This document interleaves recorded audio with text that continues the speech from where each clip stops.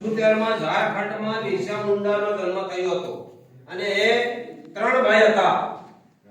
એને શિક્ષણની અંદર બિરસા મુંડાને 1 થી 3 ધોરણ સુધી ભણ્યો અને બીજી સ્કૂલમાં ભણવા ગયો. ત્યાં એમને કીધું કે ભાઈ તમે ખ્રિસ્તી બનો તો હું તમને એડમિશન આપો. ત્યારે બિરસા મુંડાએ ભણવાનું છોડી દીધું અને જંગલમાં ગયો અને જંગલમાં એને ગુરુ મળ્યા અને આપણા આદિવાસી ગુરુ પાસેથી બિરસા મુંડાએ શિક્ષણ મેળવ્યું અને એમને અથાગ પ્રયત્ન કર્યા અંગ્રેજોની સામે અને ભલભલા અંગ્રેજો અમલદારના નામે પકડાવી નાખ્યા બિરસા મુંડાએ. અને આદિવાસીને તમામ પ્રકારનો ન્યાય અપાવવા આ બિરસા મુંડાનો એક સફળ ફાળો છે.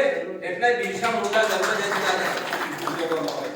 અને બિરસા મુંડા હમણાંની તમને વાત કરો કે હમણાં 15 17 વર્ષના સાહેબે કીધું કે નશા મુક્ત ભારત.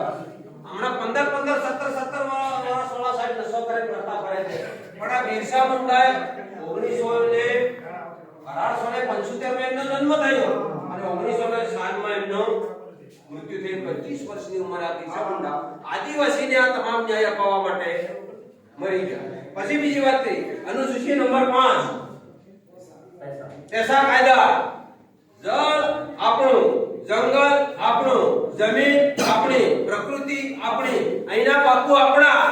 બધા બાપુ એટલે આદિવાસી, પણ આપણે બીજા બાપુ કરવા માટે જઈએ છીએ. ખરેખર બધું આપણું છે પણ આપણે કાયદા જાણતા નથી, એટલા માટે બીજા ના જોડવા પડે છે. અહીંનો બધો આપણો છે. અને કાલે સુપ્રીમ કોર્ટનો એક ન્યાય થયો છે કે ત્યાં ચુકાદો આવ્યો છે કે આ જે બુલડોઝર ફેરવ્યું છે ઉત્તર પ્રદેશમાં અને ગરીબોને ઘરા પાડે રાખ્યો કે જમીન અમારી, જમીન ખાલી કરો. કોઈની જમીન નથી, જમીન આપણી છે. અને સરકારે કીધું કે હવે પછી કોર્ટે આદેશ કર્યો છે કે જે ગરીબનું ઘર પાડે, જે અમલદાર પાડવા માટે આવે એ અમલદારનું નામ લો, એના પગારમાંથી એનું ઘર બીજું બનાવો, એના પગારમાંથી જ વળતર આપવાનું.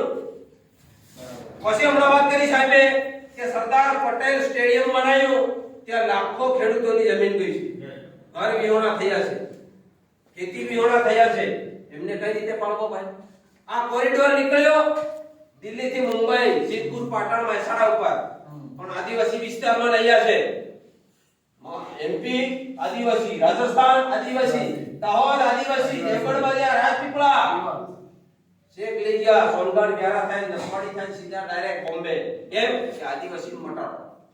બાબા સાહેબ આંબેડકરની વાત કરો સાહેબ, બાબા સાહેબ આંબેડકરની કેમ પૂજા કરવામાં આવે છે? 1947 માં ભારત